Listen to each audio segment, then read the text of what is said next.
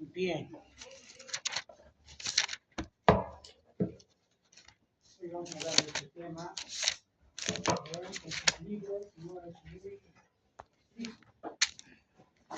pero más que tomar apuntes, entiendan bien la explicación de la clase, porque es un tema muy, muy importante.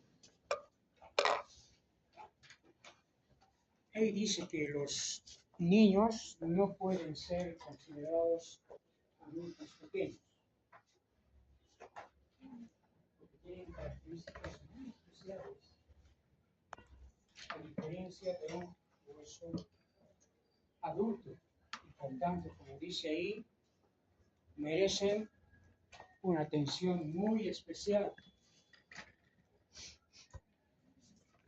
Hay dos huesos ahí, un fémur de un adulto, de un niño. ¿Se nota, no? Dos huesos que son diferentes. ¿No es cierto? Eso vamos a ver. ¿Cuáles son las diferencias anatómicas?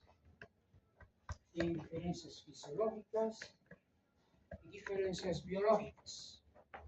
A diferencia de un hueso adulto.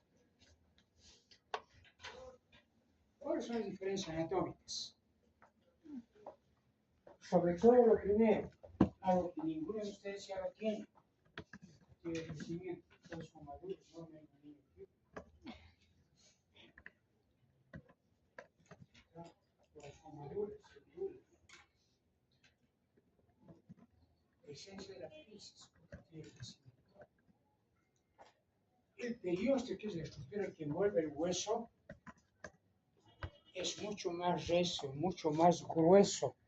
Cuanto menor la edad del paciente, el periósteo es mucho más grueso.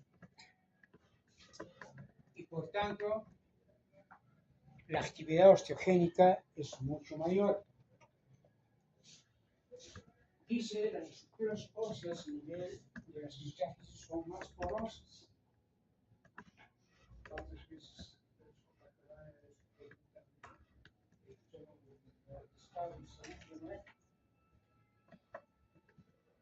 es mucho más poroso en los niños? Tiene una circulación mucho más activa.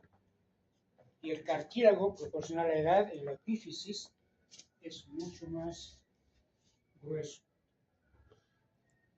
Esas son las diferencias fisiológicas.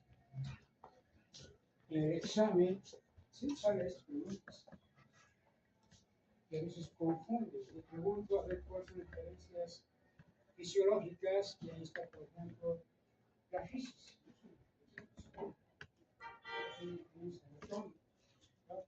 O sea, tengo mucha atención. Y en sus libros no está así esto. Dice media vascularización, crecimiento y remodelación ósea muy activos, como ven en esa imagen radiológica, un hueso totalmente acabalgado, desplazado, niño. ¿Qué pasa si un adulto dejamos así? Se ha quedado corto, con un viso de consolidación, pero los niños ven el resultado un tiempo después. Siempre yo les digo, si hay un tejido en nuestro organismo que es noble,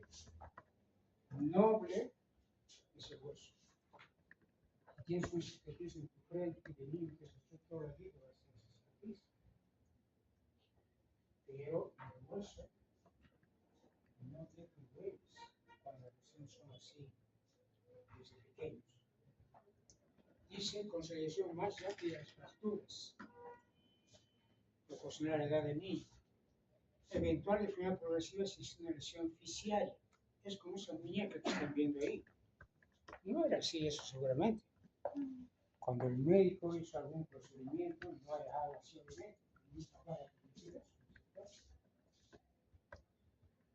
Esta es una lesión fisiaria, como veremos más adelante. Y la corrección espontánea de las fracturas como diferencias fisiológicas. Un ejemplo. Este es un aparato de yeso, acabalgado por lo menos ahí unos 3 centímetros o 4 centímetros, como ven. la primera imagen y cómo va remodelando y al final mira.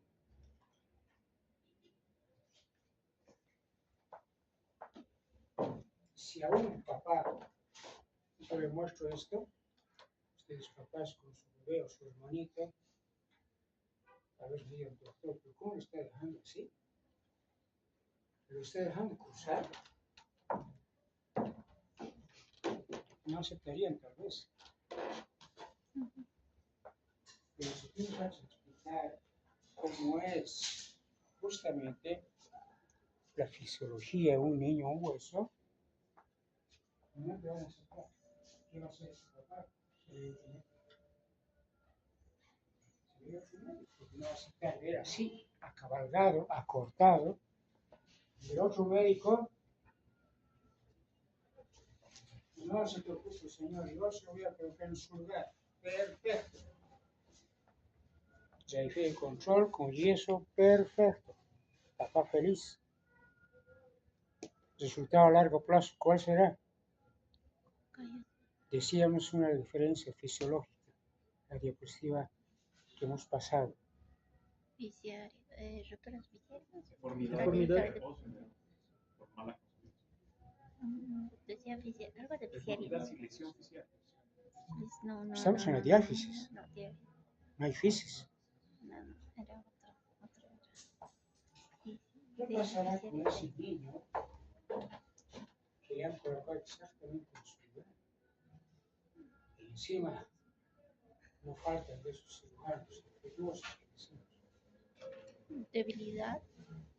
Decía ahí en la diapositiva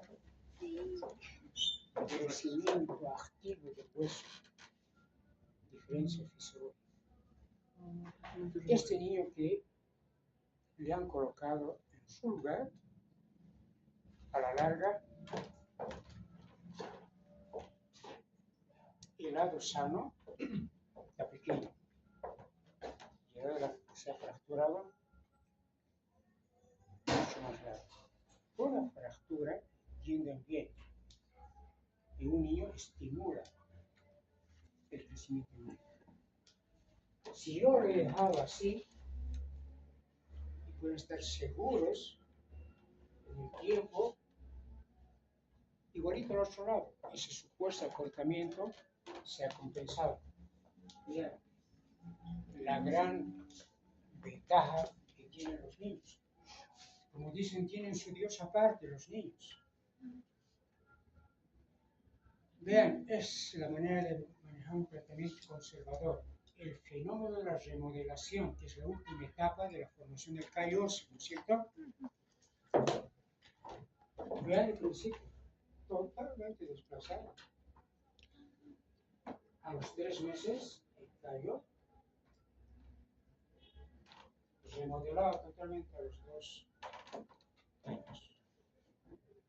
Como dice ahí, una imagen vale más que 1000 palabras. Vean qué noble es el hueso en los niños.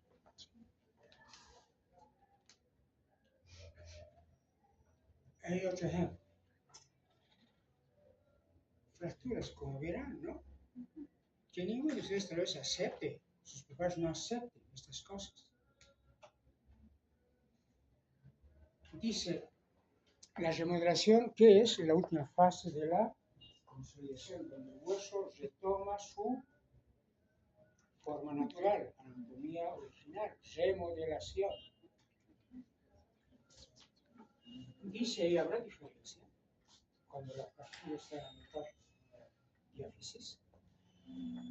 Sí, hemos hablado de una diferencia fisiológica, que hay mayor circulación de actividad osteogénica cuanto más próxima a la diáfisis.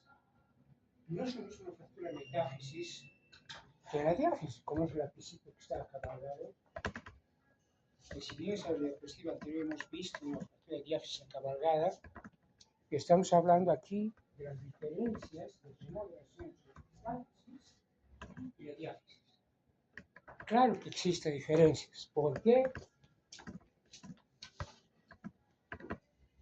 Vean un radio totalmente desplazado. Se nota.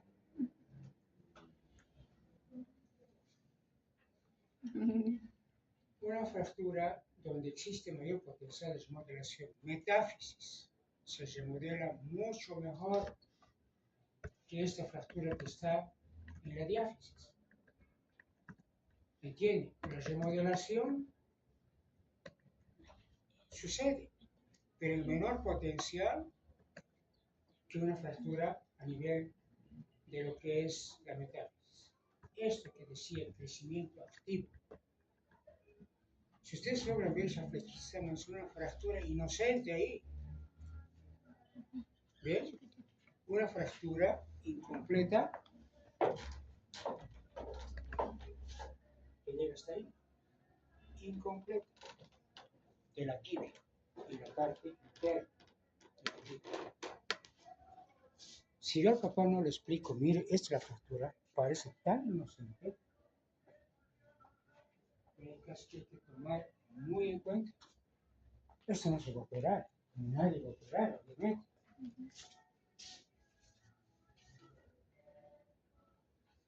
Dice el médico, es una fractura simple, porque no está desplazado.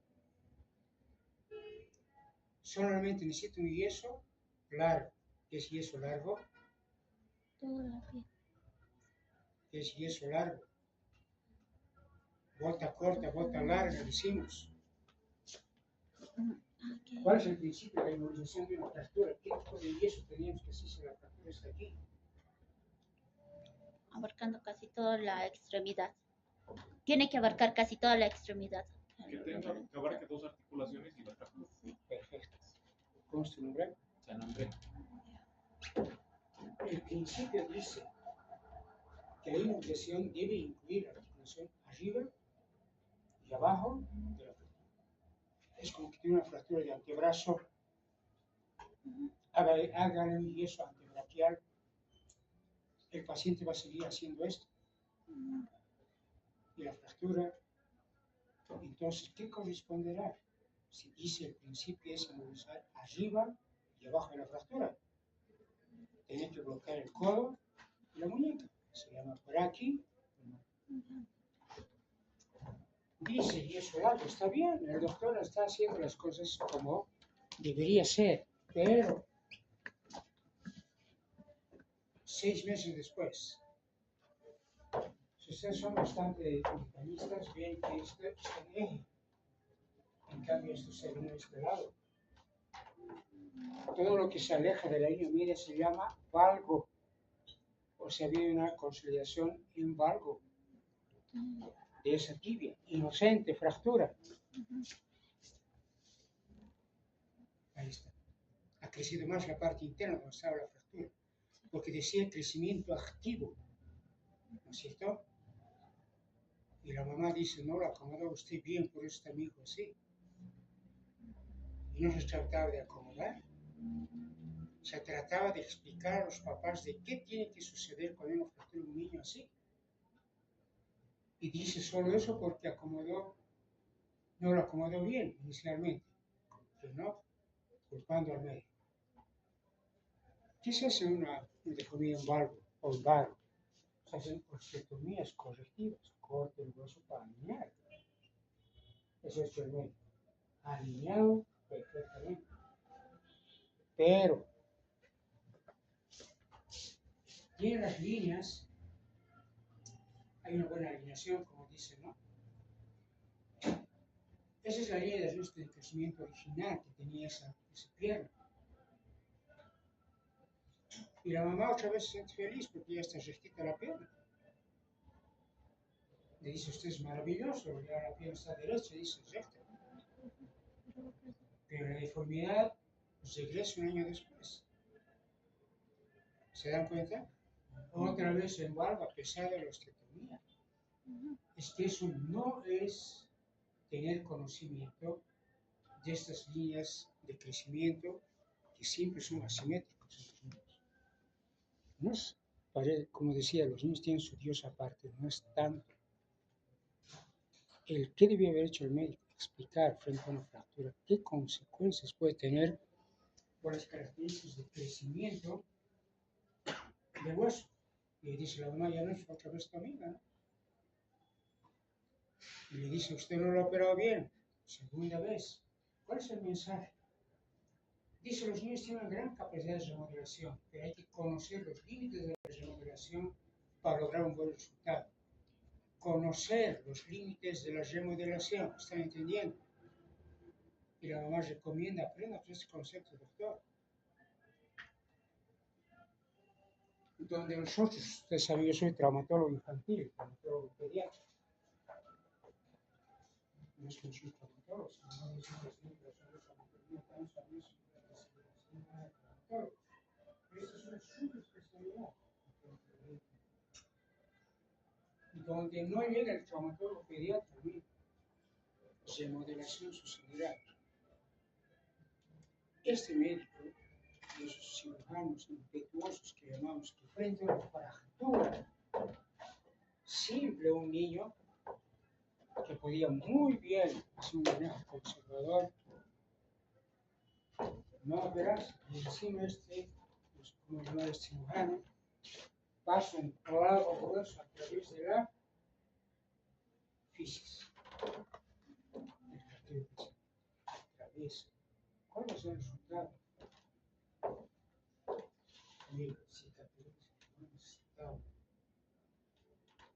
Esa es la otra prevención clave. Se asegura que no va a crecer más. Pero el resto que queda sigue creciendo. ¿Y cuál va a ser la consecuencia?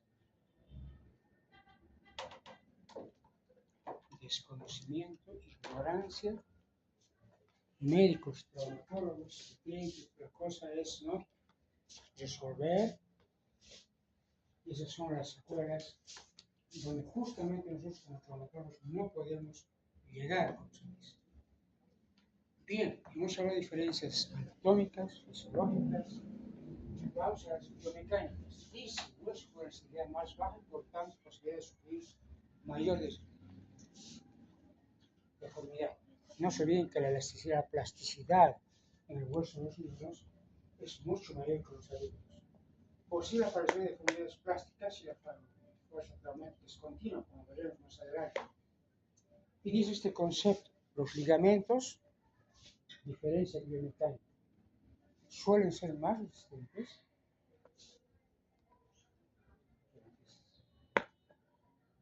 cuando tú llevas a tu hermanita al médico, ¿sabes? Por eso su tobillo, el médico dice que se esguince, lo más probable es que no muera.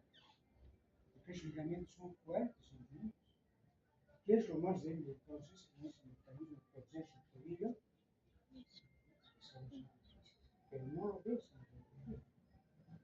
No ves, porque no hay un desplazamiento como tal. Tomen en cuenta que los ligamentos entonces los niños son mucho más resistentes que los peces. ¿Cómo clasificamos entonces fracturas que afectan a la fisis y fracturas que no afectan a la fisis? Dentro de las que afectan a la fisis, que no afectan a la fisis, son estas tres típicas de los niños. Y siempre salen en las preguntas de examen, claro, diferentes maneras como uno puede preguntar. Esas fracturas que no afectan a la fisis, como son en rodete, en paquete de mantequilla también se llama, en caña de bambú, las fracturas en tallo verde, y las infiltraciones plásticas, o deformidades plásticas típicas de los niños. Ninguno de ustedes va a tener esto. Pero las fracturas no específicas son similares como los adultos. Ahí están todas las fracturas, ¿no? Puede ser epífisis, diáfisis, metáfisis, pueden ser transversas, oblicuas, conminutas, etcétera, etcétera. Los mecanismos, selección de parte, todo igual que los adultos, cuando no son fracturas específicas. Es la deformación plástica, una de las características de una fractura específica en la infancia. Cuando el trauma excede el límite elástico de un hueso, pero no llega a la fractura, el hueso se hace como un peine.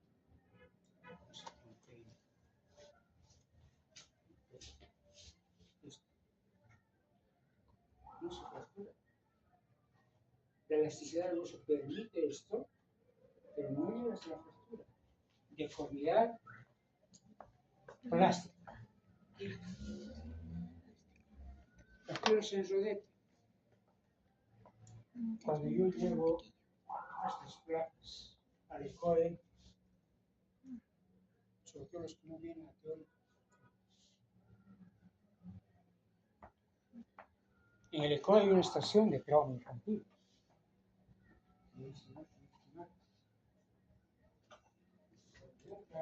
Visto, así en la teoría no sabes qué es esto. El mecanismo de esto es una compresión axial.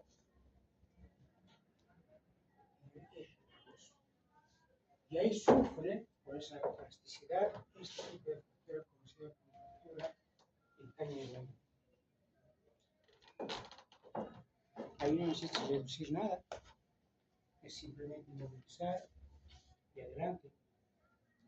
Y el otro tipo de fractura típica, la fractura en caña de blanco. Mecanismo.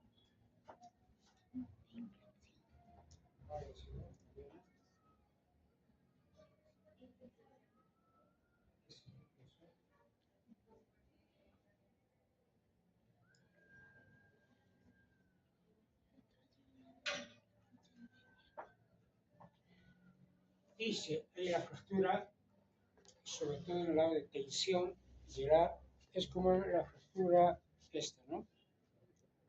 Hay más tensión aquí, en el lado convexo. Y en un momento de esos pierde la plasticidad y elasticidad y llega a fracturar, pero solo una cortical, no la otra. Por eso también la tallo verde. Se desafía una ramita de un árbol verde de partido, no poder. Una corteza fracturarás, pero la otra no. ¿Entiende? Ahora mucho depende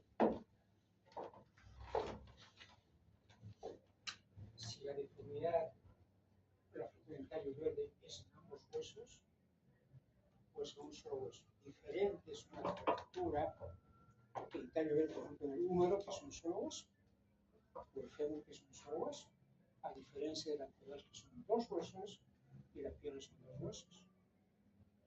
Cuando son dos huesos, generalmente el concepto es romper la otra cortical. Habrá que valorar eso. Estoy hablando de la diáfisis, no como esa imagen de ese doctor que no explicó a la mamá fractura en la metáfisis, ¿no es cierto? Un solo lado, una sola cortical. Y cómo se ve deformando el barco. Cuanto más próxima la fractura a la fisis, entiende, a la fisis, va a estimular más el crecimiento de ese lado y de esa deformidad. Pero en la diáfisis, cuando son los dos huesos, lo mejor es que puedes partir el otro lado. Termina de fracturar, como quien dice, para que el crecimiento sea simétrico. Porque si no haces eso, el lado de la fractura se va a estimular, ¿qué va a pasar? Va a crecer más, va a ser una deformidad igual angular. ¿Ha entendido? Fractura en tallo verde. Bien, estas fracturas completas también existen, ¿no? En los niños, transversas, oblicuas, etcétera, etcétera. Así, completas, como se dice. Esto es lo importante. Dice ahí, dignas una atención especial. ¿Por qué?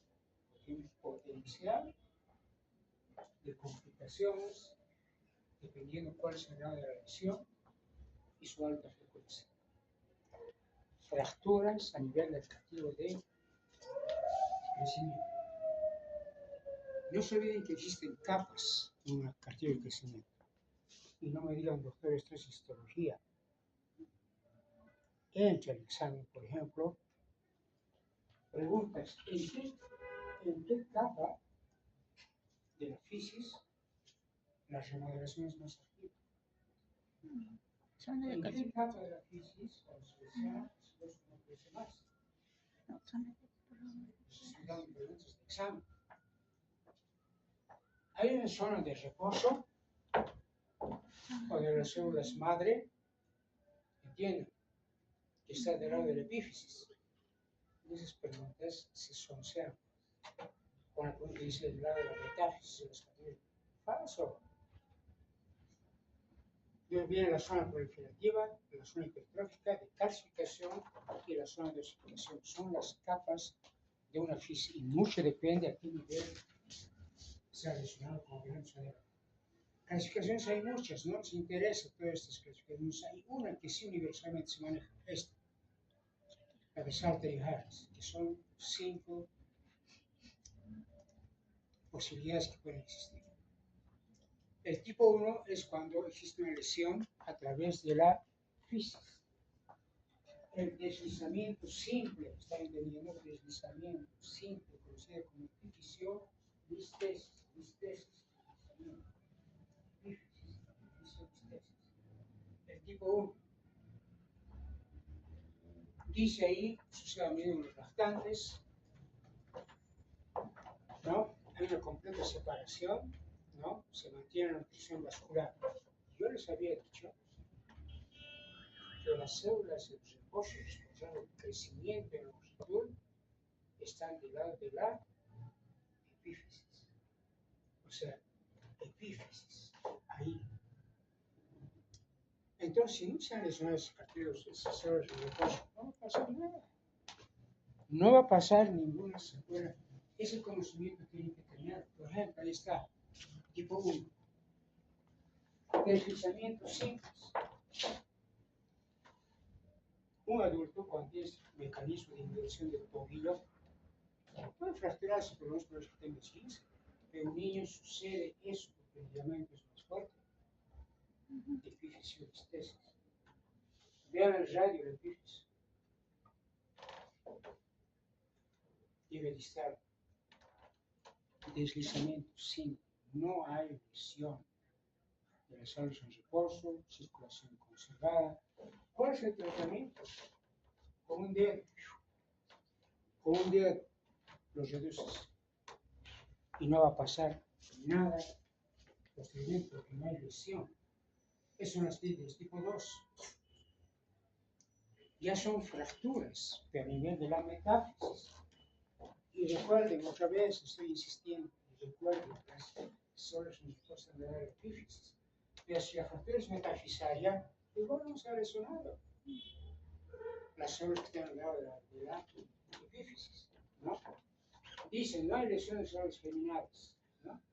Y el clásico sigue el Thorsten Horan, es el triángulo de C, producto de la fractura. El tratamiento igual, todo sale bien. Es un ejemplo. Fracturas en la metáfisis, pero que no hay lesión de células importantes de la fisis. Ahora viene el tipo 3, la lesión diferente. Aquí sí ya, epifisal, aquí sí hay lesión de las células en reposo. Ojo, ahí hay que parar las cosas. Las secuelas que pueden llevar es como esa muñeca que les he mostrado. Ese cirujano que puso un clavo aquí, lastimó las células, se cerró, se las seguía creciendo y epífisis. Ahí está ejemplos.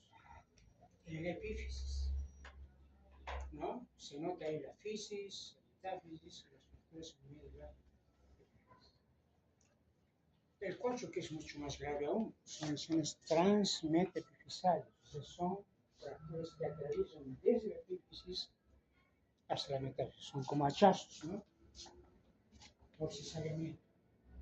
Ahí están los ejemplos. Fracturas transmetepifisales. Y el tipo 5, que generalmente pasa inadvertido. Entiendan, fácilmente no se diagnostica. Ni los mismos especialistas, porque no hay algo evidente, no hay fractura. Pero sí el mecanismo ha sido una compresión, o sea, pues una fricción, las células, un aplastamiento, si quieren. Pero no ves en la radiografía. El tiempo te va a decir que ves una solución porque se va a ir formando.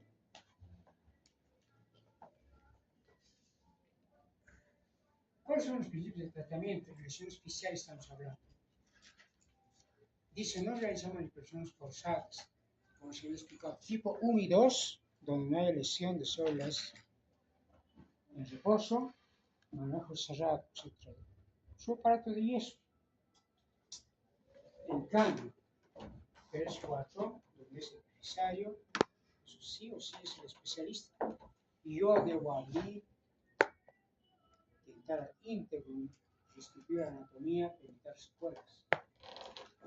Y el tipo 5, como decía, impredecible. Pero no se olviden eso. Si tú dices a los papás, puede suceder esta eventualidad, y a largo plazo con la muñeca así te va a meter un juicio probablemente. Y te va a decir, como ese señor, usted no lo ha tratado bien.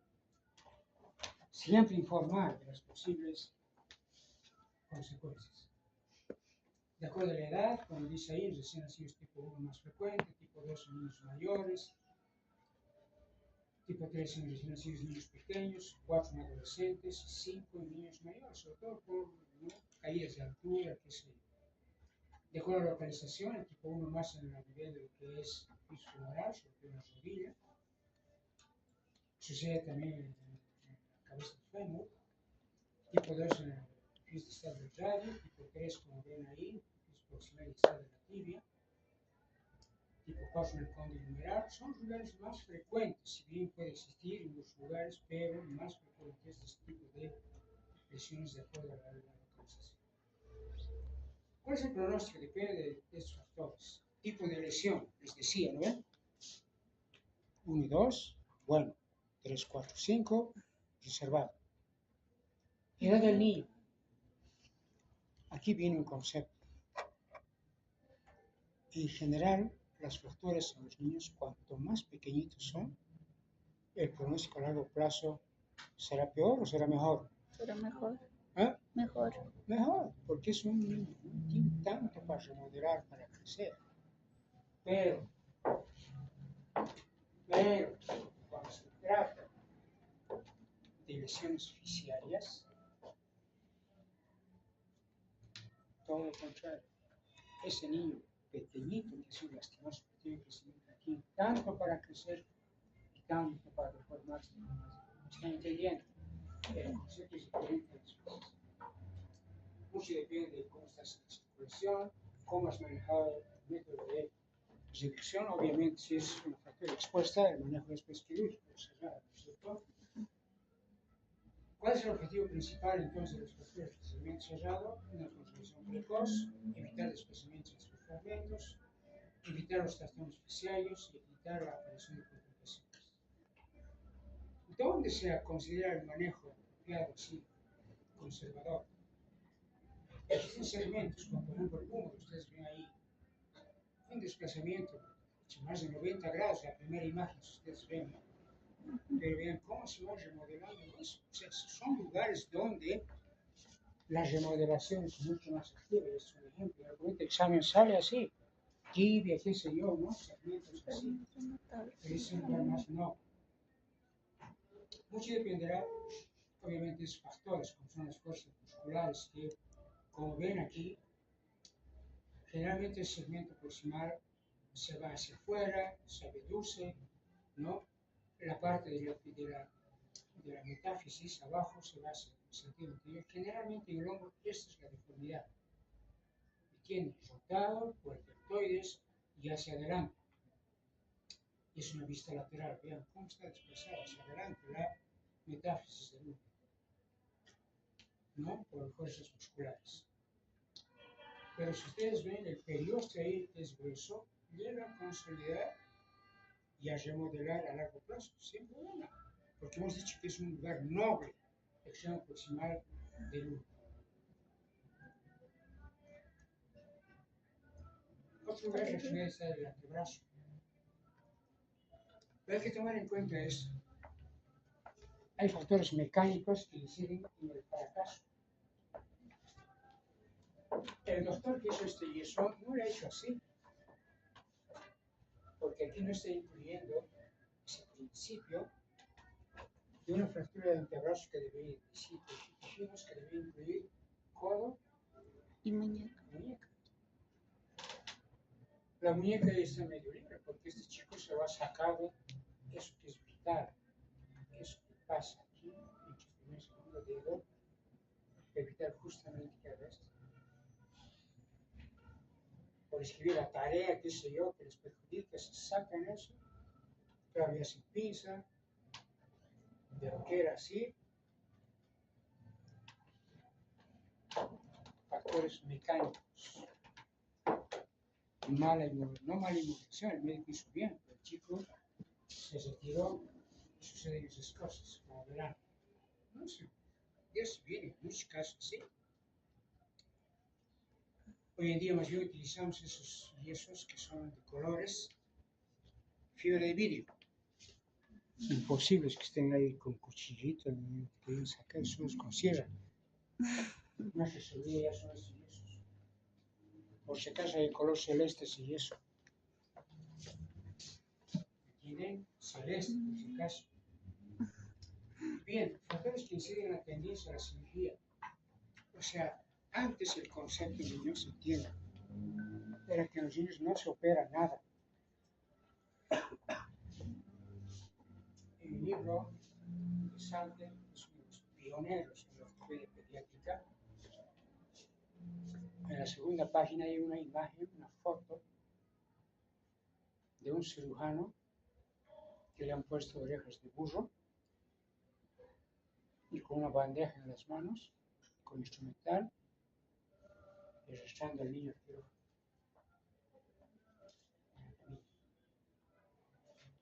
O sea, llegaba a ese extremo, que el concepto de los niños era no cirugía.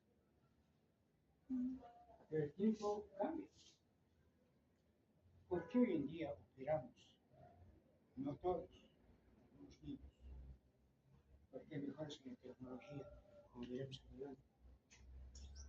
Hay una fijación mínima y transitoria. Vamos a ver adelante. La presión social y económica. No te olvides que cuando había una fractura de antebrazo, un niño lo tenías colgado bajo tracción en el hospital por 3 semanas hasta que haga algo de callo, antes de hacer yeso con tracción. 3 semanas de internación en el hospital. ¿No? Peor una clínica privada que papá va a pagar 3 semanas de internación. Y expectativas de un resultado óptimo. Aquí voy con eso. Estos son fracturas consideradas inestables, ¿no es cierto? Ese es un ejemplo de esa fractura que, si bien les decía, remodela sin problema, pero toma un tiempo también. Pero si tú puedes hoy en día, este es un intensificador de imágenes, ¿no? Es medidante que está haciendo la tracción. Logramos una reducción sin abrir nada, mirando el intensificador. Y con una agujita, ojo, no la fisis, ¿no? La fisis está ahí arriba. Mucho cuidado. Una agujita, pasas con una punzadita. Fractura estabilizada. A eso se refiere procedimientos mínimamente invasivos. Estos ya son casos bien, totalmente desplazados. Bien. La primera diapositiva. Totalmente desplazados, tampoco ya tolerables. ¿No? Entonces puede ser reducciones incruentas. ¿Qué es incruenta? Manipulando y viendo el intensificador. Estás en vivo, el quirófano, ves, acomodas.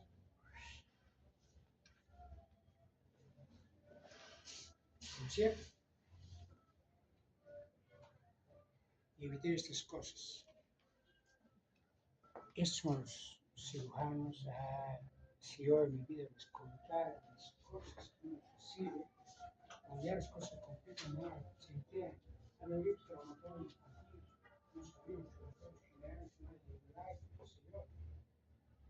Las cosas que hacen una fractura docente de una niña de 9 años, una fractura de tallo verde, angulada, que con su pulpo podía estar un mes. Probablemente van a ver una bolita ahí por el callo que va a formar. Va a pasar 8 meses, no hay ni bolita, huesos remodelados, y eso se complica, se infecta. No es lo mismo la tolerancia a una cirugía mínima.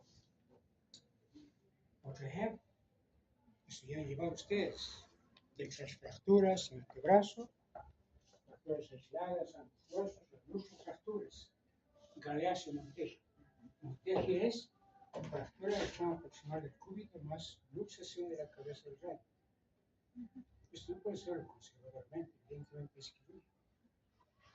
O sea, quirúrgico en el sentido de hacer cirugía mínimamente invasiva y no estas cosas.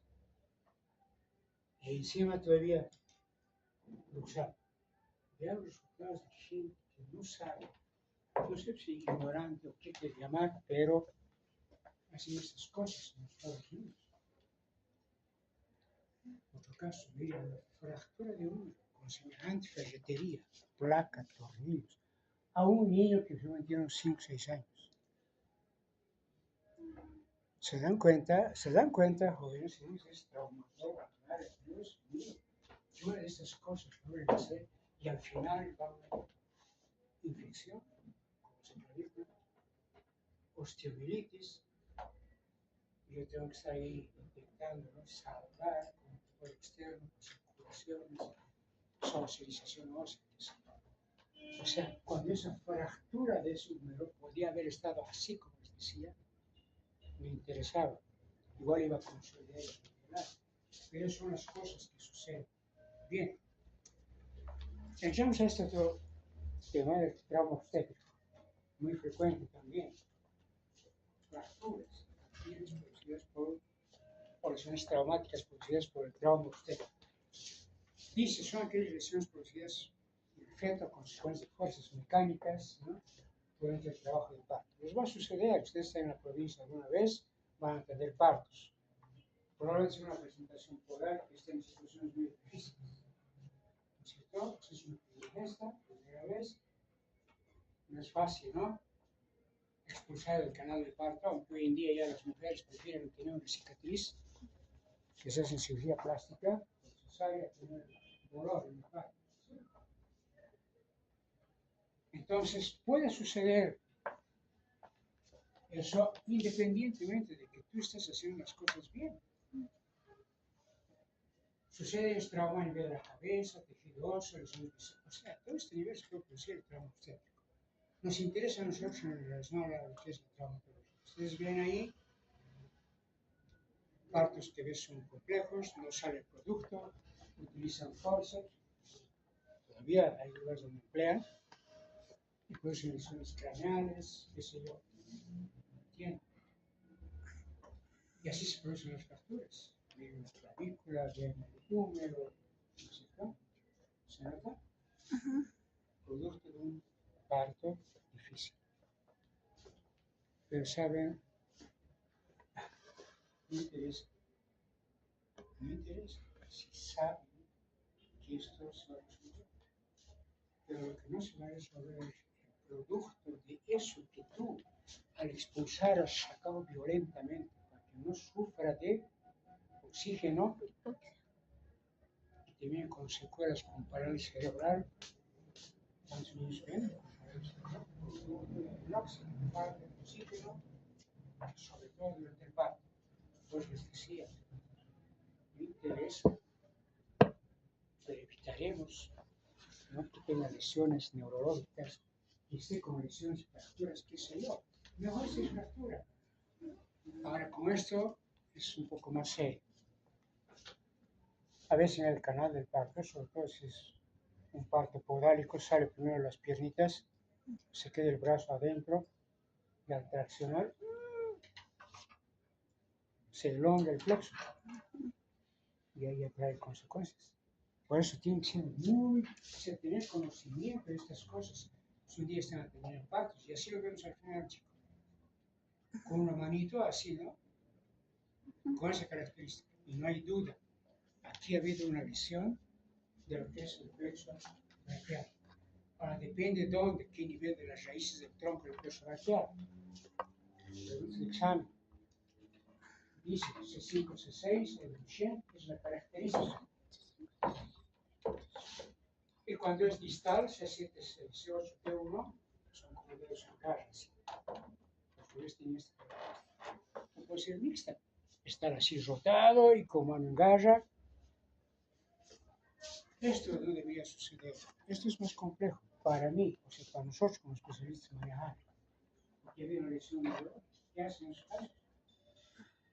Transferencias musculares para intentar ese niño que no logra hacer esto, llevar la cuchara a la boca, tienes que transferir, no sé, pues, músculos para que puedas hacer que de alguna manera funcione. Es más complicado, pero fractura no es problema. El trauma estético. Bien, finalmente esto que es el maltrato infantil, también fracturas que suceden por esto que estamos día a día viendo en la tele. Niños maltratados, infanticidios. Vivimos en una sociedad donde los niños son víctimas, los protectores, que observan cómo la mamá le están lastimando, encima de ellos son lastimados. Es un tema, jóvenes, que yo incorporo en esta clase porque es algo muy importante para ustedes, como médicos, ¿no? Pueden ser pediatras, urgenciólogos, no sé. Porque si ustedes no saben sospechar de un niño con fractura en urgencias, están siendo cómplices. Cómplices de que ese niño pueda volver a ser lastimado. ¿Entienden? Por eso es importante conocer este tema. Bueno, nosotros hemos realizado hace 2 años este tema, ¿no? La cátedra en realidad ha hecho este tema. Los simposios que hacemos normalmente, hoy estamos así, este va a ser, ¿cuál va a ser? ¿El tema? ¿Cuál va a ser el tema de este año? Los simposios. Teóricamente, si tienes un punto ahí y no saben cuál es el tema, no están informados.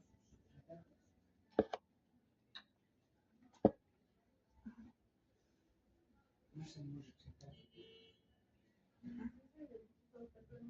Tercer gran reto es parte de lo que es el simposio que va a ser este año, en noviembre, primera semana.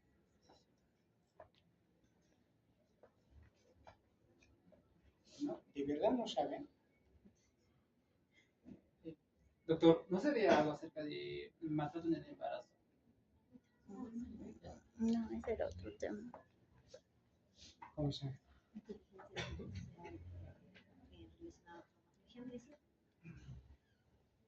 Claro, como recarguista, ¿saben?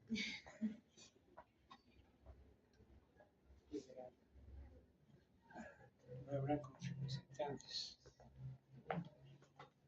No sé cuál será su parte, su aporte de ustedes en el simposio. Porque ustedes igual nota, no es tema de solo asistir al simposio.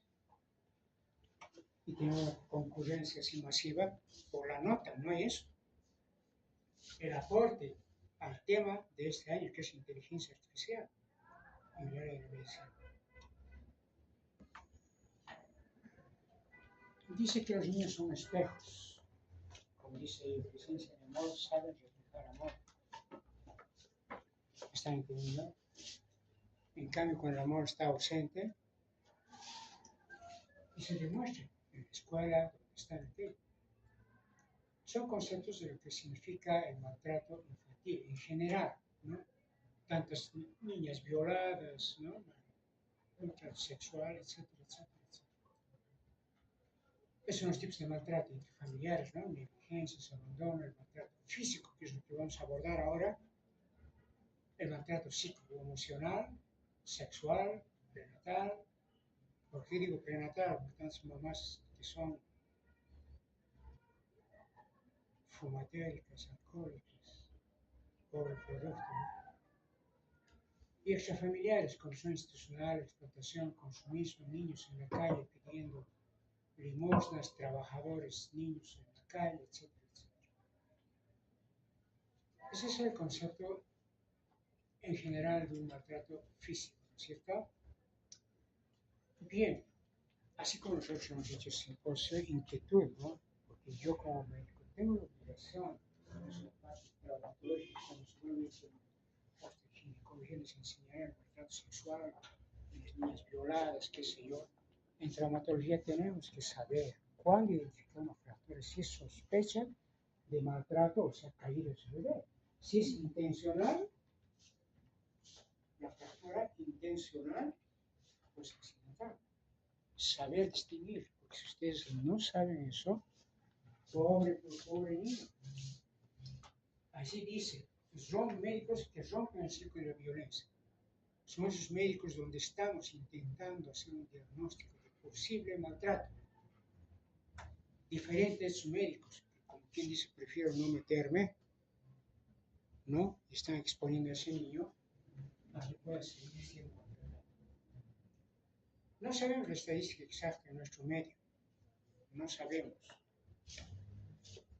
Pero generalmente en la FELCB, la Defensoría del Menor, Defensoría del Niño, acuden casos donde es gente clase media para abajo.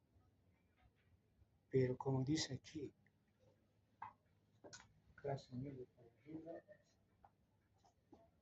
es que aparte usted lo voy a denunciar por maltrato a tal ingeniero. Por eso dice, ¿no?, que existen golpes bajos en los barrios altos. ¿Cuáles son los indicadores externos? Como ven, hay latigazos, ¿no?, golpes en el pecho, hay indicadores que te dicen que es maltrato. Indicadores emocionales, cuando los niños tienen poca autoestima, ellos creen que siempre el maltrato es merecido, se sienten personas malas, no son extrovertidos esos niños. Y esto que es importante que ustedes capten en relación a los tutores o progenitores. Siempre hay una historia que no es coherente, es porque la historia que cuenta. Dice una historia que no explica la naturaleza de las lesiones, como veremos más adelante. El comportamiento reacio a dar información, no somos así abiertos, ¿no? Una madre preocupada que se ha caído, dice, se ha caído de escaleras, no sé, es como el sentido de culpa, probablemente un progenitor, no da mucha información. Dice afirmaciones que fueron otros personajes, siempre van a echar la culpa al empleado, no sé, pues así, a la guardería, siempre se echa la culpa, no son niños. Y se atrasan por personal atención médica sin explicación. ¿Qué significa eso? Que si llegan a lastimar al niño, pobre está llorando. Papá dirá, lo siento, va a mejorar, no mejora, al día siguiente está mal el niño, pasa otro día y se sigue llorando. Dice un retraso. Justamente, ¿no? Pasará. Cambios frecuentes de doctor. Hola. Significa que cuando, por ejemplo, yo sospecha, yo la próxima vez, este doctor Jaime se porque ya sospechaba, ¿no? Entonces, eso es lo que sucede. Hay indicadores conductuales igual, ¿no es cierto? Como dice ahí, en verano están con chamarras por esconder sus heriditas, qué sé yo. Y los signos clínicos, ¿no es cierto? Niños así, como les había explicado, digamos aquí. Lesiones cutáneas mucosas, equimosis, son clásicos de lo que son las lastimaduras. Por ejemplo, esas sus rodillas es una simple caída que puso escoriación. Diferente ese pequeñito que tiene esa lesión, ¿no? Miembro rotado, consideras una fractura escleroidea, que le han jaloneado, qué sé yo. ¿Me entienden? Veo un tercio de niños maltratados físicamente que tienen un tercio de lesiones en el aparato locomotor.